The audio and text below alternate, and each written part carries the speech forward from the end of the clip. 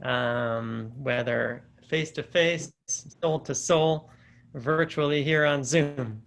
And so he's been preparing some of his influences over in the golden age of cantorial music that have influenced him, including his father and his father's teachers before him. And so it's been really amazing to see and experience some of his inspirations. So this is part 3 of the series. And thank you, David, for preparing this class for us and for all that you do. Thanks, Rabbi. Hi, everybody. It's good to see all of you. Lovely to see, even virtually, just everybody's faces. So for those of you who have joined me for the past 2 sessions that I've done, this will be my 3rd one in the series on Golden Age cantors. This was just kind of a project that Rabbi Teller asked me if I'd take on. I'm thrilled to do it. I love a lot of these Golden Age cantors, and a lot of this was kind of the music that I was raised on and trained on by my father. So I love sharing it with all of you. I've gotten some really lovely email also from some of you with some of your own suggestions of things that you like and recordings, so that's always fun. But let me go ahead and share my screen here. I'm gonna do this now so that we can go ahead and get started. Okay. Great, there we are. Rabbi, can you give me a thumbs up? Can you see the screen okay? The cantors? All right, awesome. So I'm here with the screen. So, all right, we're all set. So in the last 2 sessions, these are the cantors that we've covered so far. You notice I stuck my dad's name in there because we did listen to his recording as well. Certainly, in my mind, a Golden Age cantor, but I might be a little biased. But we talked about a number of these different cantors. I just thought it would be fun to just do a quick whip through them and just look at some of them, just get their names back in our memories as we're going to now spend the next hour kind of talking about a few other cantors and specifically about some of the evolution of the cantorial style. So we talked about Gershon Sirota, kind of one of the great pillars of cantorial music. He died in 1943, one of the earlier recorded cantors that we have access to. Then we also have here, moving from Sirota, Yossele Rosenblatt, that many of you know, of course. He's one of the most iconic and easily recognized names in cantorial music. He became famous around the world, but mainly because of his appearance in the first talkie. Al Jolson's the jazz singer, but a phenomenal, phenomenal tenor voice. We talked about Mordechai Hirschman, sort of the prince of cantors. See him here, elegant with his top hat. His Shema Kolenu is the one that I do on Rosh Hashanah and Yom Kippur at Brit Shalom. That's the Shema Kolenu, Shema Kolenu. That one is a Hirschman composition.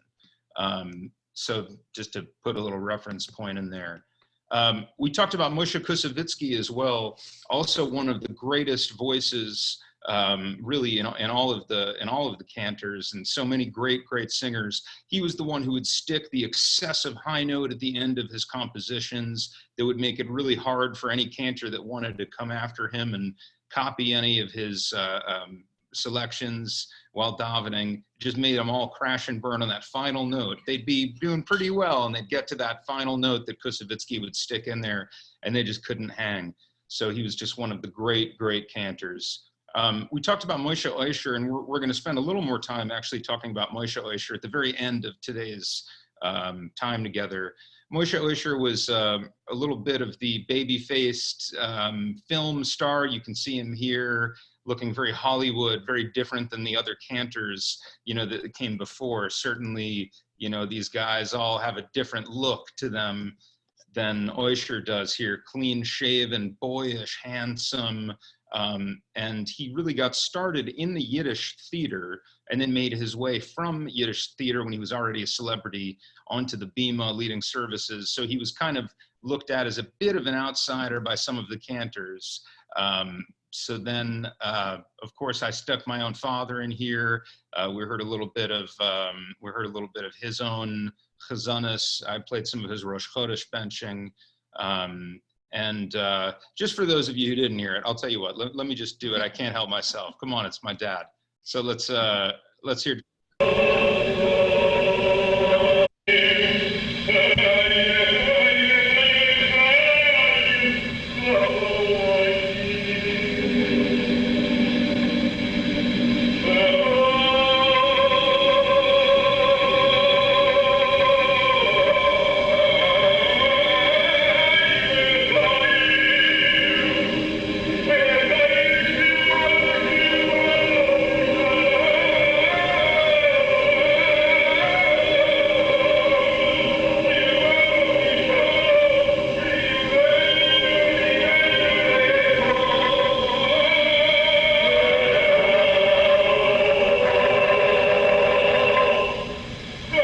I'm going to stop it for 1 minute because I'm going to point something out to you he's about to do.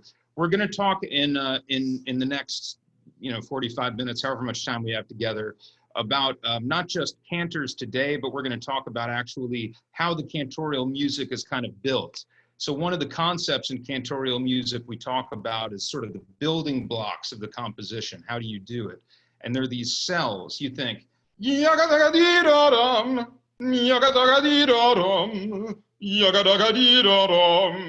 it's sort of a sequence you'd repeat again and again. So it's just something we're going to talk about a little bit today. But listen, he's going to do it right now. I wanted to point that out for you ahead of time so you knew what to listen for. Give this, there we go.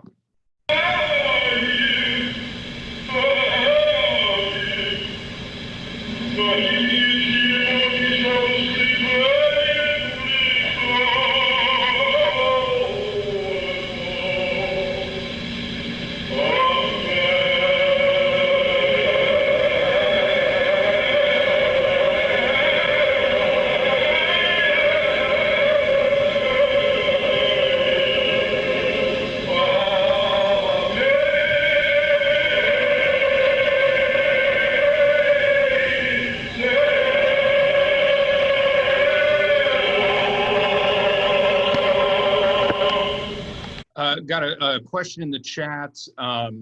Who is the choir? And tell us a little bit about your dad's career. So that would have been in Philadelphia when he was serving there as a cantor at the shul in Philadelphia. That was his own choir doing Rosh Chodesh benching, a men's choir you heard.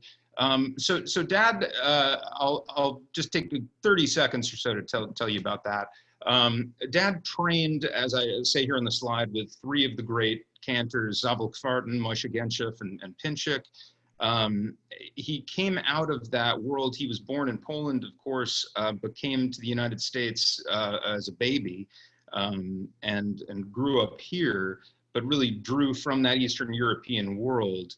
But as you see, born in 1922, he was born probably about a decade to a decade and a half too late to have become really one of the great golden age cantors like the rest of the folks we're talking about. If you notice in the birth years as we go through, most of the cantors we're talking about are born 1880s, 1890s, 1900. By the time the Great Depression hit in the United States, most of the synagogues ran out of money to be able to afford the top star cantors. So the whole field of cantorial music, the bottom kind of fell out starting in the late 1920s. And then, of course, once you had the Holocaust and the decimation of all the Jewry in Europe, you have just a lack of, you don't have the same audience for it, clamoring for it, coming to the States. So there was a lot of factors there that played into it. But by the time he was in his late 50s, he decided that his career as a cantor was going quite well, but he knew that it was time to sort of move over, and he had smicha already as a rabbi, and so he began his career in the rabbinate really at that stage. But going forward, let's take a minute to look at what we looked at. We talked about Zabel Kvarten, who was one of his teachers, who was a real pedagogue. Kvarten has a whole edition of cantorial anthologies that cantors that are graduating from Cantor's Assembly, or from JTS, and members of Cantor's Assembly. CA puts this out, the Kvartin anthologies. Pinchik, again, one of the sweet voice tenors of the Cantors. His recording of Rosa de Shabbos was one of the legendary recordings. We played that last week, or a week and a half ago, whenever it was we met. But he was a real Hasidic kind of chazan, had a very unique kind of timbre to his voice. We listened also to Basheva, who wasn't technically a cantor the same way, but it's amazing to hear a woman, certainly in this period of time, that had that great chazanish approach. So it was a lot of fun listening to Basheva. We talked about Yeshua Vider, who was the chazan that went all around Europe and performed at the displaced persons camps after he was liberated from Auschwitz with his 3 surviving children. Incredible, incredible chazan. And then we talked about the 2 opera chazanim, Richard Tucker and Jan Pierce. So we covered a lot of stuff. I also gave you guys a resource of Hartziga Zogos, which is an incredible, incredible resource. There's a YouTube channel with hundreds and hundreds and hundreds of video recordings and audio recordings of these cantors. Real great Golden Age stuff, not just in the recording studio, but also as they're leading services, davening live. It's really great stuff to hear. So to start us off today, one thing, I'm gonna play some video clips for you today. And I know on Zoom, the video quality that comes through on your computers can be a little choppy. So don't think there's anything wrong with your computer. The main thing is I want you to really hear the audio. But this next one is actually just an excerpt I'm gonna do from a 1931 Yiddish film. It's a classic Yiddish film called Chazan auf den Probe, meaning a chazan is being, he's on a tryout. He's trying out for a position on the high holidays. The young chazan Label of Alderman plays a few different roles in the actual film here, but here he is as a young boy chick. It'll give you a chance to try some of your Yiddish here. So hopefully the video is good enough for you to get some of the subtitles if you can't follow in the Yiddish. But the clip's about 3 minutes, and I think you guys will enjoy it.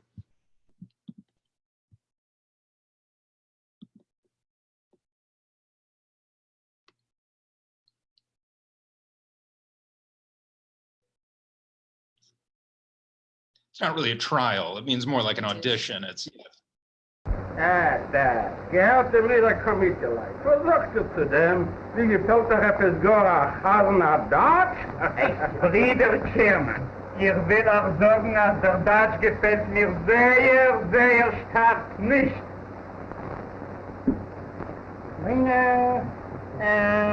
Ich war schon im ganzen alles von dem Präsidenten, von den Leitpräsidenten, von den Sekretären und allem an dem ja, verstehe ich in keine versteht nicht im Deutsch.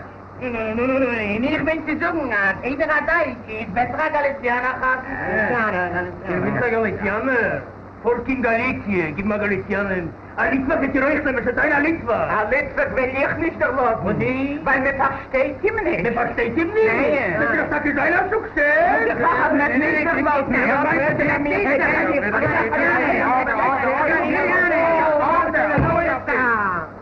One minute, wenn ihr das sagt, kriegen, ich hoffe, was ihr wisst.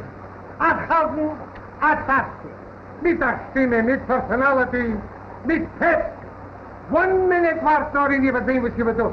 Sag's noch, Mister, hey. Wer seid hier und was willst ihr, ah? Wer seid ihr?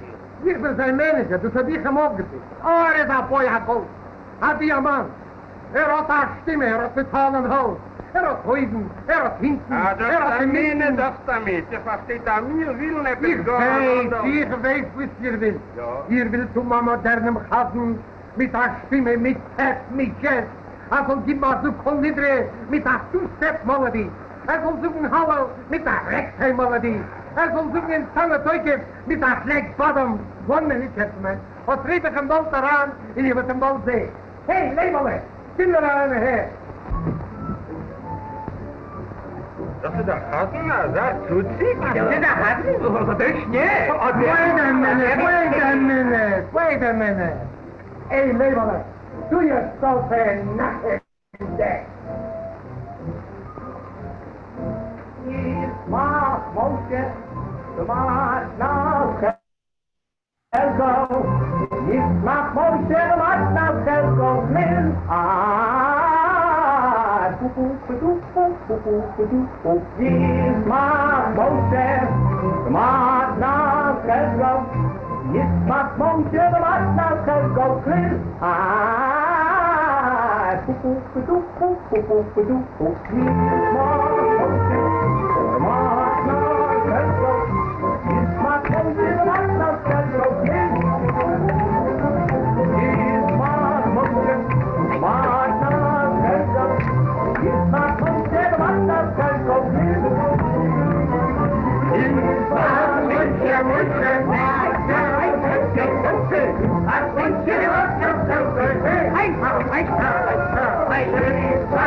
So I love that clip. That's a lot of fun. That's the Chazan. That's a Chazan Label of Waldman. So I wanted to introduce that to you. Label of Waldman. I thought that's a nice way to sort of set up. We're talking about Chazanas today, and there they are just arguing over which type of Chazan they like. This one likes a black bottom style. This one likes. It's funny. Nobody there said let's get out Shlomo Carlebach, but that came much later, I guess. So anyway. We're talking about Label of Waldman now. So Waldman was a really unique Chazan.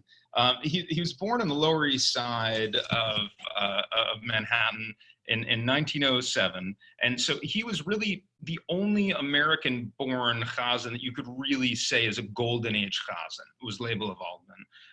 It was kind of unique in the sense his voice also, he was being a baritone, again, like we've spoken about in the last sessions, most of the great Golden Age Chazanim were tenors, so higher voices, baritone's a little bit lower. My voice is a baritone, so they would have shunned me, I guess, as a Golden Age Chazan myself, but probably for lots of other reasons too. But Label of Waldman was, he was originally, like a lot of Chazanim, he grew up as this wunderkind. At 9 years old, he was already leading services with a full choir. That's in the Lower East Side of Manhattan, if you could imagine in 1916 that he was doing this. So he assumed his first adult cantorial position at 21, and then he served as a full-time chazan until he was 28, and then he retired. And he decided at that point to only take high holiday jobs as a chazan because he was making enough, certainly as a high holiday chazan, which he would do at Grossinger's in the Catskills and places like that. But he became really known for his extensive film career. He had over a dozen movies, including one film called The Voice of Israel. I'm going to play for you now a clip from another one of his films. And this was done very commonly in film around this time, is they would actually play a full performance of, it wasn't just in the background for 2 or 3 seconds. The film would actually stop, and almost recital style, you'll get a 5-minute performance from the actual artist that's part of the film. So if I'm going to play this for you now, this is Wenn ich komm in Shul. So give a listen to when Labela starts, the way that his voice is just richer than most of the chazanim you're used to hearing. It's a baritone instrument. It's different than some of the tenors I'll play for you later, like Labela Glantz. But give a listen to this, and then I want to move it to the end of this clip because I'm going to point something very specific that he does in his voice.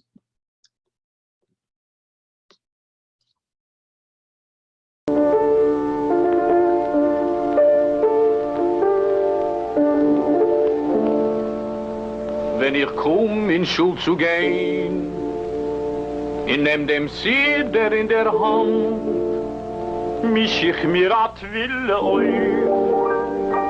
wo's es jeden Eid bekannt.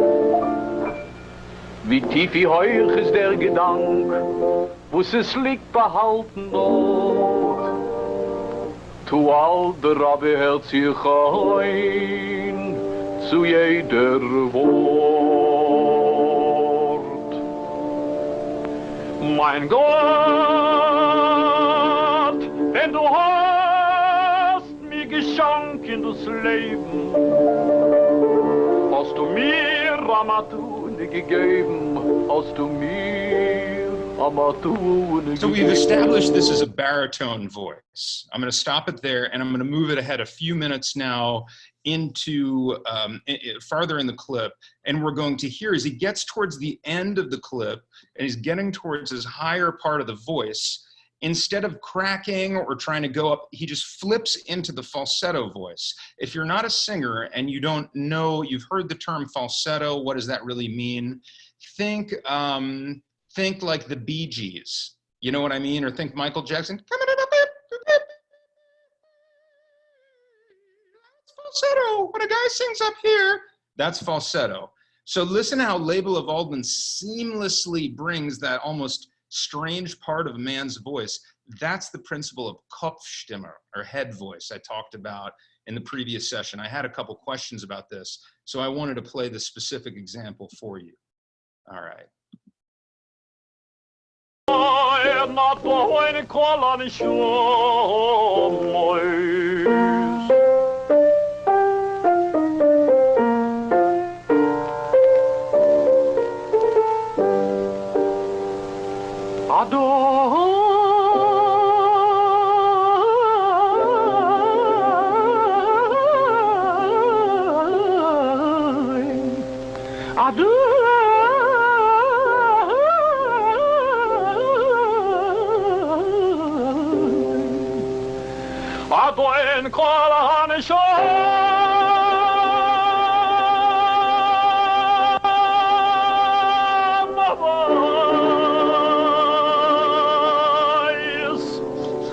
I love the little announcer at the end of the mustache. It's like a Mario at the pizza shop. But anyway, that's what Kopfstimme is. And hopefully you could tell the difference when he went out of the Kopfstimme at the very end for his last high note. That was not Kopfstimme, that was his full chest voice. So it's just interesting to kind of note that today, if a chazan would get up, and I could imagine trying to do that at the Stender, I think many of you might give me the side eye, like, what's going on here, David? Why are you, but that was actually part of the old golden age chazanische style. So since we've spent so much time talking about individual cantors, I thought it might be interesting to take a just quick few minutes and just actually see where does this idea of chazanis and even the idea of a cantor develop the way that we think of it today. Has this always been there? Did they have in the Beit HaMikdash, Sirota was there with the Kohen Gadol? No, he wasn't, of course. That's kind of tongue in cheek. But I thought it might be worthwhile to just take a minute to look at some of the specific background of where chazanim came from. So prior to the Middle Ages, we don't have too many examples of cantors, and the term of chazan, it was used to designate really any synagogue official in a lot of different instances. The idea of someone to lead the services being a specific professional wasn't needed in the early Talmudic ages as the Siddur was still being developed. But one of the things that's important to note is, of course, well before the existence of the printing press, the idea of even sharing what the tefillot were among the masses was really limited. This is a slide that I'm going to show you now that I actually use from one of my presentations on opera, but it actually works here as well. It's showing much later in history, but from 1450 to 1800, you see what the effect of the printing press was on just spreading knowledge and spreading books throughout Europe. The same thing applies for the Siddur. So as it was growing and getting more complex, lay leaders, the Shliach Tziburim, they were no longer able to lead services the same way. So that's really when you start seeing around the 7th century, the first examples of some cantors that would come out and actually lead services. Now, the interesting thing that happens, of course, throughout a period of time is the way that music kind of develops and the role of the cantor. By the time you get to the Middle Ages, the cantor had gained in stature. They were expected to have really good voices, decent musical ability. And most of the style of the cantors developed straight out of the Minhag Ashkenaz. So there was a specific trop used for the Torah and Haftorah, and the Nusach was already being developed at this point. One of the things you also see now is the development of these Misinai Nigunim.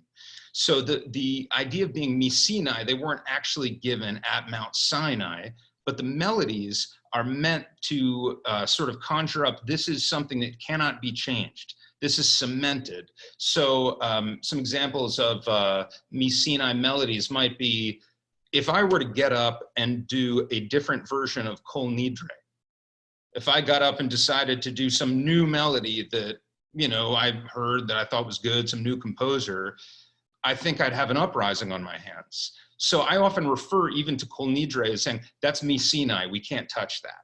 You know, there might be other things that we can throw into the tefillot and the davening, but there's certain things that are Misinai. Now, Kol Nidre doesn't technically fall under that category, but this is when you get the development of some of these Misinai Nigunim.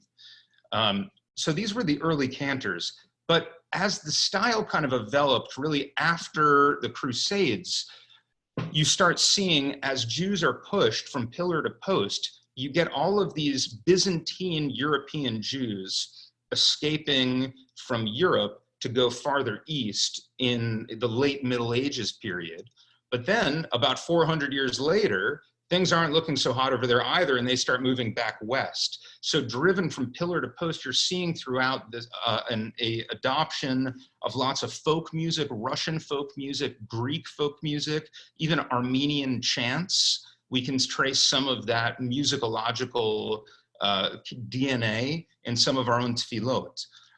So this is a great quote I wanted to actually read from you here. This is specifically from Yivo, and I like what they say about the role of the cantor, that the cantor was responsible for transforming the relatively fixed structure of ritual into an experience that was not only aesthetically pleasing, but also highly emotional, expressing, particularly in Eastern Europe, the communal sorrows of the Jewish people. So this is something where a lot of folks will say now, like, oh, Chazanis always sounds so sad. It's like they're always whining and complaining and like they're always crying and oy vey, oy vey. Well, yeah, that's absolutely right. That was kind of part of how the style developed. So what starts happening as the Jews now make their way over into Europe from Eastern Europe, and they start getting more exposure into Western Europe now, there were 4 finishing touches that really sort of concreted or calcified the cantorial style. So they are, for one, a response to Hasidism. Why is that important? The important thing to know about the Hasidic movement is that because everybody was singing, there was this idea of the communal, the role of the cantor as being singled out as that person as your designated singer meant that the Hasidic movement really didn't have need for cantors the same way. So the Hasidic movement meant that becoming a cantor was really the only possible artistic outlet if you were vocally gifted to kind of leave and go towards that cantorial route. As Eastern European cantors head back to Europe, they start getting exposure to more Italian opera. Bel canto has spread throughout Europe at this point. If you're familiar with that, learning how to sing, that style, developing the vocal techniques. But it also meant that they were sometimes, this is very rare, but some were gained admittance into conservatories. So Label Glantz, for example, an incredibly classically trained pianist, we're going to talk about him in a little bit, but this meant that they could write their own music. They were a lot more professional in their approach.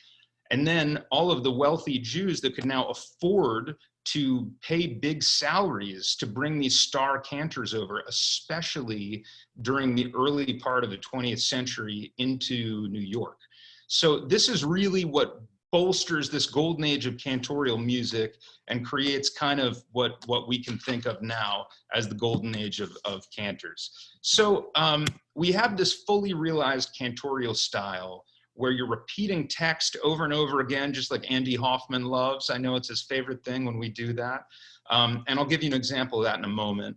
We talked about some of these vocal effects, but now the cantors can do away with some of these misinai nigunim because they're stars. They're improvising as they go. Not everything is written out. And I'm going to show you now, give you an example of kind of how this was done. So I show here, and I mentioned earlier, thank you, Andy, 1 note per syllable, please. That's good. Andy's favorite song, by the way, is Danny Boy, if you know that. Oh, Danny Boy, the pipes are calling. Calling bothers him, but otherwise he's good on the song. So we talked about sequential cells and what that means. So I'm going to give you an example now of how I was taught this concept of sequential cells when I was being trained for my bar mitzvah by my father. So let's look at this. Get my kippah on here. So we're now looking at Le'el Baruch Nimos Yiteinu, which comes out of the Shacharis service. And the way to look at this, the way that my father would approach me with this, is he'd say, think of the phrase, Le'el Baruch Nimos Yiteinu, Lamelech El Chai V'Kayam, Zemirot Yomeru, V'Tishpachot Yashmiu, Ki Hu Levado, Poel Gevurot. You know, so you wouldn't breathe in the middle of one of those phrases. So each one of those is a cell. Then you can use those to play around. So the way that he would often do it is Ki Hu Levado, for he alone, for God alone, or here it says for God is unique, but Poel Gevurot, he does mighty deeds, Ose Chadashot. You know, so it's saying Ki Hu Levado, and then here are a bunch of things that he alone can do. It's like Ki Hu Levado, colon, Poel Gevurot, Ki Hu Levado, colon, Ose Chadashot, Ki Hu Levado, Baal Milchamot. So what a cantor then would do, and I'm going to move over for a second, if you'll bear with me. I have a little keyboard here at Mom's. I'm taking you on a tour. Okay, I think this will be fine like this. Yeah, there you go. Mom's behind it, making sure my computer doesn't fall off. But if we were going to do so I'm in E major here. So a cantor would start, you know,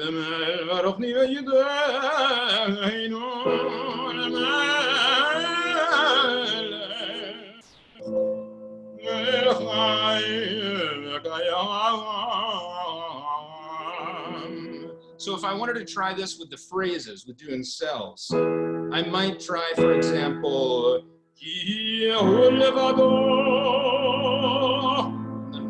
Oh, el Gevurot. Now I'll try some. Ki Hu Levado, oh, say Chadashot. Ki Hu Levado, oh, el Gevurot, oh, say Chadashot. Bahar Milchamot, Ki Hu Levado.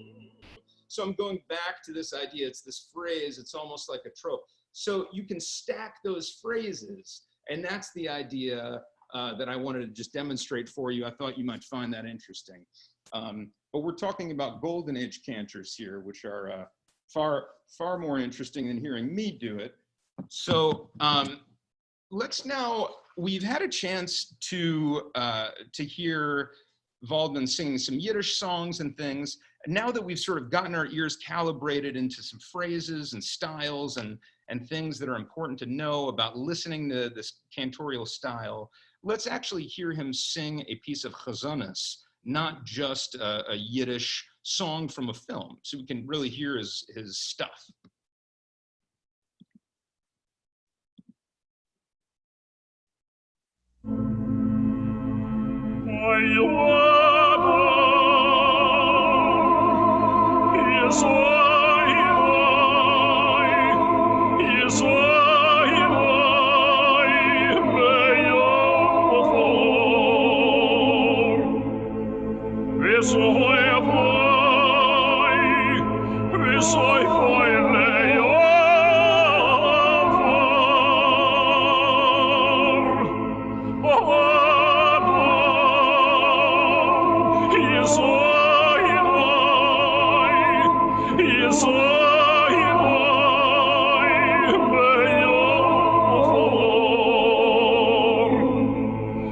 So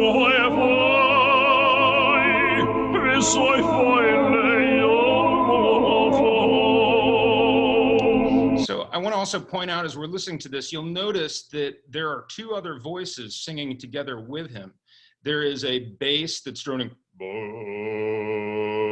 kind of on the bottom. I think like a Russian Orthodox choir, like some guy with a beard. It sounds almost like a Gregorian chant, and went like a pedal tone. And then you have somebody in falsetto that's just doing what we call vocalizing. So it's not even using syllables, just something like that. So this is a throwback even to an earlier style of cantorial music that used more meshorerim, which would have been a boy choir of falsetto singers, and all young boys, and then men at the bottom to provide that. So it's kind of a throwback, this piece. Let's listen to a second more, and then I'll give you a couple other good cantors I think you'll enjoy.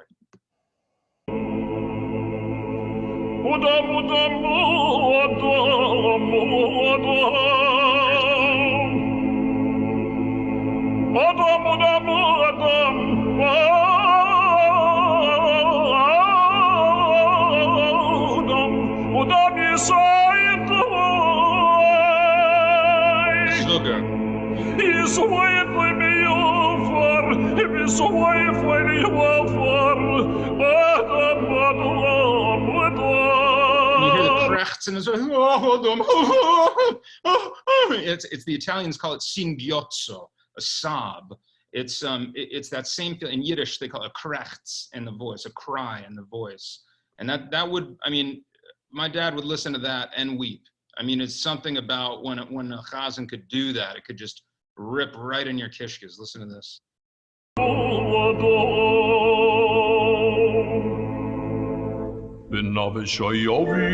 Amazing too, how low his voice. So now we're gonna listen, I'm gonna change it up and I'm gonna play for you one of my favorite chazanim, Label a Glance. There we go, Label a Glance. Label a Glance, in addition to looking like a vampire in that picture, he was a amazing high lyric tenor chazan, and maybe one of the most beautiful voiced chazanim ever captured on recording. I'm going to play you his legendary recording of Shema Yisrael in a minute, and it will really blow you away. But what will blow you away even more is this man's life story. It's really remarkable. Lyric tenor, as I mentioned, he was born in the Ukraine. Now, Label a Glance is also known by cantors today as having been an incredible musician and musicologist. He was a classically trained pianist. He was one of those cantors I mentioned that was accepted into conservatory as they came into Western Europe. He studied piano in the Kiev Music Conservatory, piano, not singing, which is pretty remarkable when you hear his voice. But he was deeply connected with the Zionist movement. And he left Eastern Europe with the hope of going to Palestine. He had organized at that point all of these news leaflets and things, and it got him in a lot of trouble in Eastern Europe, and he was afraid for his safety. So as the anti-Semitism was rising where he lived, he said, I have to get out of here, I'm going to Palestine. But he got a contract on the way to come to New York and do a recording contract with RCA Victor in 1927. And that's going to be of the Shema recording that I'm going to play for you in just a second. So when he was in New York making this recording I'm going to play for you, he made a great impression in the city, specifically with Ohev Shalom Synagogue in Manhattan, which was a very prestigious synagogue, and the post of head chazan there was something every chazan really wanted, and they heard him daven once and gave it to him right away. So he didn't leave New York, and he then started studying voice with Aspinall. Maestro Aspinall was the voice teacher for Enrico Caruso and Beniamino Gigli. So one of the greatest teachers of voice in the history of singing. When the Cantors Assembly came together in 1948, Label a Glance was the very first person to lecture. And I love this, his topic, it wasn't about the importance of the chazan or, you know, the development of those. It was the development of nusach throughout history. Nice and exciting to get everybody all riled up. But I mean, that's what that was exciting. That was what they loved. That was everything to them. He was a Zionist his whole life. And finally, in 1954, when Israel was just 6 years old, he did move to make Aliyah to Israel. And he spent the last 10 years of his life there. But I want to play this recording of Leib LeGlantz singing this Shema Yisrael. It'll really blow you away. High tenor, beautiful voice.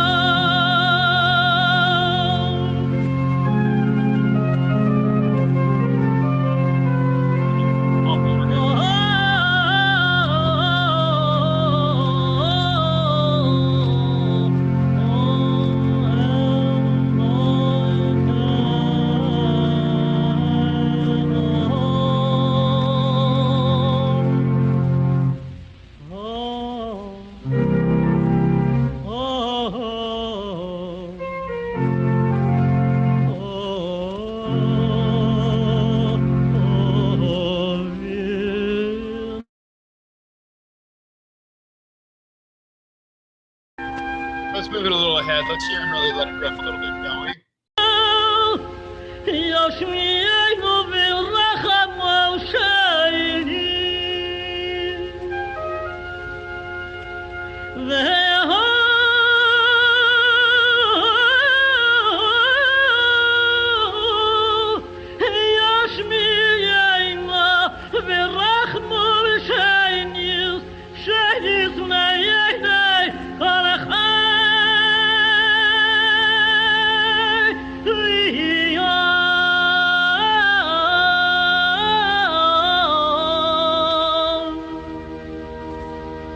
So that phrase that he just sang is a very kind of unusual phrase. I'm going to just put that back for a second, and I'll point your attention to it musically, because it doesn't go where you think it's going to go, but it just shows this Leib LeGlantz. This is a real musician. This is not a chazan who's learning from ear.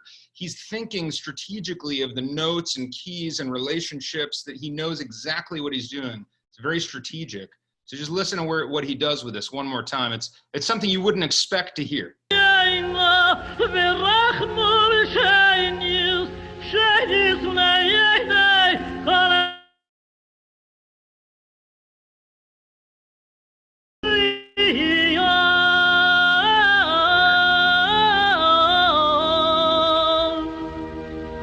Interesting, right? It's not what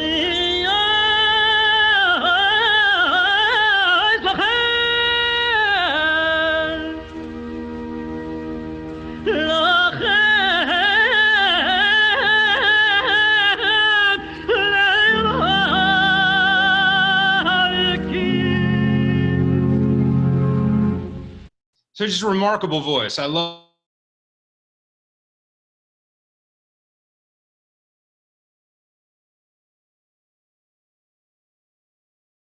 that I want to share with you. And then I have just a guilty pleasure recording to share at the end. And then I'll have just a couple minutes if anybody has any questions. But the next chazan I want to share is a chazan that my father knew as well, and that is Shmuel Vigoda. Shmuel Vigoda, it's interesting. He was a student of Yossele Rosenblatt, and then later he took Yossele Rosenblatt's position in the Cantor's Assembly after Rosenblatt passed away. So he really followed in Rosenblatt's footsteps. And he had this incredible, incredible voice. Vigoda, now we're kind of getting into a tier of cantors that's not the top legendary superstar Koussevitzky level, but this is still one of the great chazonim of all time. The reason I wanted to play him for you in particular is because Dad tells, he told the great, not anymore, but he told the great story of when the cantors were all trying to figure out how to sort of stand out from one another. And this one was thinking, well, maybe I'll hit this high note differently. This one would stand on a bench. This one would, they do all different things. Vigoda shows up one year for Rosh Hashanah Yom Kippur, where Dad was singing in the choir as a young boy in a bright purple robe. And that sort of became his thing, that then he would wear this purple robe. So I just love this. But give a listen to Vigoda at the really in his prime here. This is one of his great recordings here.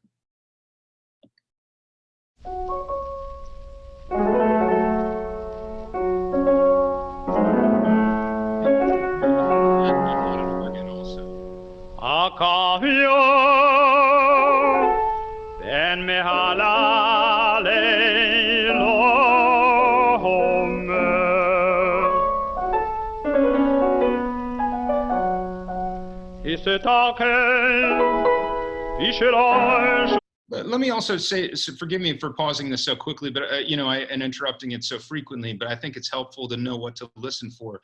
One of the things that I really enjoy about Vigoda's chazanas in particular is that it's almost a Kermit the Frog. It's the Germans would call it a knödel in the throat. It's Akahavia ben Mehalel. Someday, why are there so many songs about rainbows? It has that kind of throat, but there's something about that is emotional. I don't know, there's something about that sound when I hear it. It's maybe not always the most beautiful sound, but it's emotional. See if you agree.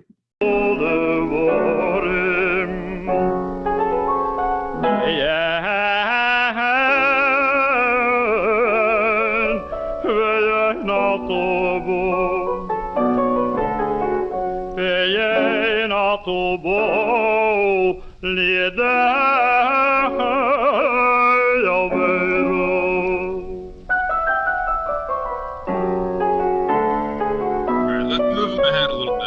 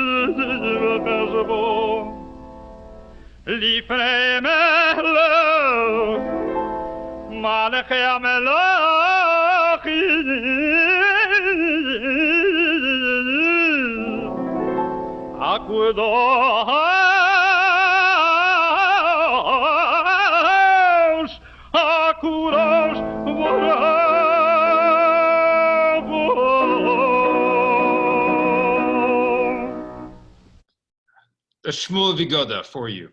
Okay, one other thing you should know about Shmuel Vigoda is he lived until 95, and he sounded quite good at 95. You should just, I almost am reluctant to play you this because I don't want it to sour your impression of his voice, but remember, 95 years old here. So if you want to know Vigoda, don't listen to this, listen to his other recordings, but this is remarkable. I'll just skip stage, and he says a few remarks. Pretty great. Pesach in Yisroel in dem nahe Wachter Medina. Und ich bin gekommen, wenn ich bin durchgekommen, ist die Medina noch gewesen in der Wickelach.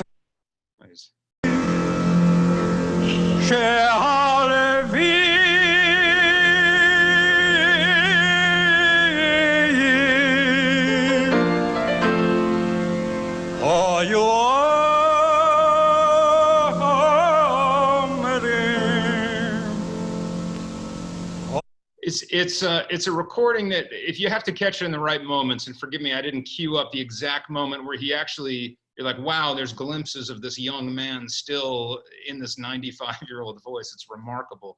But you could catch that on your own time. Since I only have a few minutes left with you guys, I wanted to actually move us. He was 95 when he died. So this was right before he died. So I wanted to now go ahead and say, one of my favorite guilty pleasure chazonim, really, and I've gotten this question now from a few people that have emailed saying, so which one is your favorite besides your dad, of course, you know, because that's obviously my answer. But if I had to really narrow it down, I'd probably say my favorite would be Moshe Oisher. I'm a huge Oisher fan. It might come as a surprise, but I actually kind of get the whole idea of coming into the shul from the theater and merging those two worlds the way that he does. It's something that really moves me a lot. And certainly you can't argue that the man was a tremendous, tremendous chazan, and the voice was unbelievable. In 1945, there was a gala concert that was done at Madison Square Gardens, at which Moshe Oisher sang a famous performance of the Av HaRachamim that he did with the altered words for the victims as well of the Holocaust. This is not that recording I'm going to play for you now. This is from a film that was made, but I think it's just remarkable to actually hear the way that he really rips into this text and chews it up almost. It becomes almost unrecognizable in places. So give a listen to Oisher doing this Av HaRachamim. I hope you guys enjoy this.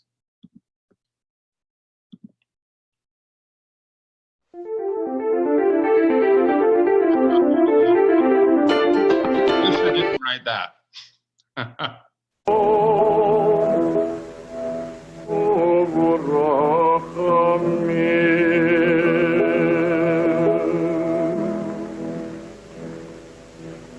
Direkt nicht von wo ihr Charis und nicht Vayoi.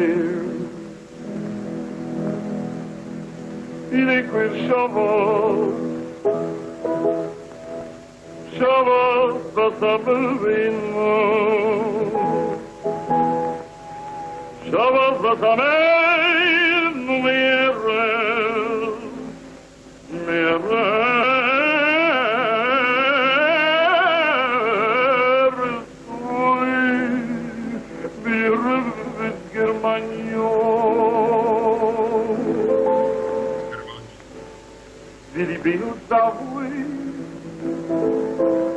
Viribinu tavui,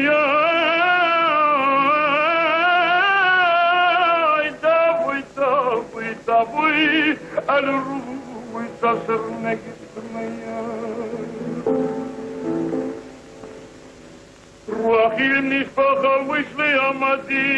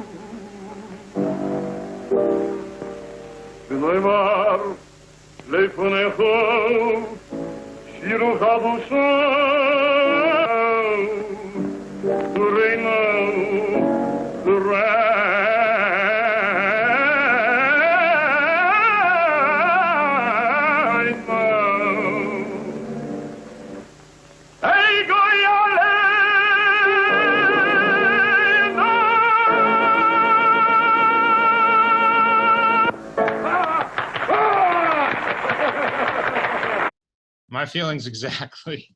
Yeah, it's pretty powerful stuff. So I wanted to also give you one last time. This is the link to the Hartziger Zogers. You can get hundreds and hundreds of clips. I'm telling you, countless hours and hours of great Chazanische recordings, Yiddish stuff. Go to this website and just spend hours. I promise you, you will enjoy it. It's pretty remarkable. So again, it's Hartziger Zogers, Hartzige, Hartziger Zogers, Zogers. That's the YouTube channel, and you can continue exploring really till your heart's content. But thanks everybody for spending the last hour with me, and thanks for spending the last few sessions. If anybody has any questions, I know we're right now at our hour. And it's technically the end of our Zoom at noon, because now it's Zoom at 1. But I'm here and happy to answer any questions you all might have. But otherwise, thank you so much for being with me today. Miss you all. Hey, David Martin here. I put a message a question in the chat about whether there are any Chazanim today that come to the level of some of these greats. Yeah, that's a tough question, Martin. It's hard to answer for a couple of reasons, and not because the answer is no. Part of it is there's not really a forum for these cantors to do that kind of music anymore. If most cantors got up, like if I decided all of a sudden I was going to become a throwback to 100 years ago and you know, start davening like that every time I got up to daven, I think Andy might have to switch shuls as much as he likes me. But all joking aside, no, but it is a real challenge because there's not a real forum for that type of music now. It's often done in concerts and very rarefied venues. So even the training ground for cantors doesn't exist the same way. There are some incredible voices, certainly. Who's my Mayor Helfgott at Park East in New York is incredible. Chaim Adler is an amazing chazan. There are some incredible chazanim that would certainly fall into that category vocally, but interpretively, that's something that's also developed when you grow up in Eastern Europe, speaking Yiddish, you know, going from shul to shul, hearing nothing but a diet of that chazanische music. It would be kind of hard to reproduce that today, I think. Yeah, so Naftali Verstig, who was at Bris Shalom one time, I think came close. He was also at the great synagogue in Jerusalem, like Chaim Adler. But I don't know that there are very many anyway. Even the ones we think of as great today aren't like this. Yeah. Chazan? Yes. I'm Stephen Creed in Toronto. I'm sure you know Toronto well. So other than mentioning Finkelstein and Ozzy as well, currently. Ozzy Schwartz. Yes, of course. I want to, Finkelstein gave a tremendous concert at Park Avenue a few months ago explaining his history. But then I just want to mention two names. I know you know them well, Danto and Bagley. Now, are they not reflection of the Chazanim that you've been discussing? I'm not really familiar with their chazanut, so I can't really speak to it. But my only point, though, in reference to just kind of the climate for chazanis that exists today. Easier on my back a lot. It is something that is just challenging to know sort of where there is an outlet to do that. But, you know, because the other side of it too is I would imagine you might not want Moshe Oisher to be teaching B'nai Mitzvah. I don't know. I mean, maybe you would. Maybe he'd be a great B'nai Mitzvah teacher. But the role of the Chazan has evolved and changed. You know, certainly these guys would not have been in any administrative capacity, had a lot of political diplomatic skills, which is something that I think we can all agree and shul may come in handy these days. So I don't know if Rabbi would speak to that or not, but. David, I was wondering that, say you're chair of a board of a synagogue like ours, could you hire a cantor who could not do any clergy duties, you know, who was just, he was there to sing and nothing else? Could you hire a cantor like that? I think it depends on the shul and depends on the needs of the shul. I think there are certainly shuls where they have those needs that are fulfilled in other areas.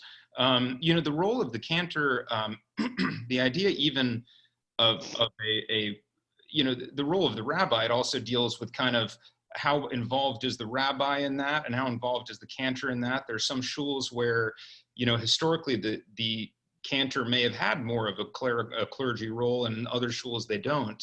Some of the early cantors that we're talking about now in today's lecture from the golden age, they would have contracts where they may daven once a month in their shul for a Shabbos, and they would advertise and they would, you know, sell tickets and things to go to the shul for this. They make an awful lot of money, and that was kind of their contract. They would do once a month.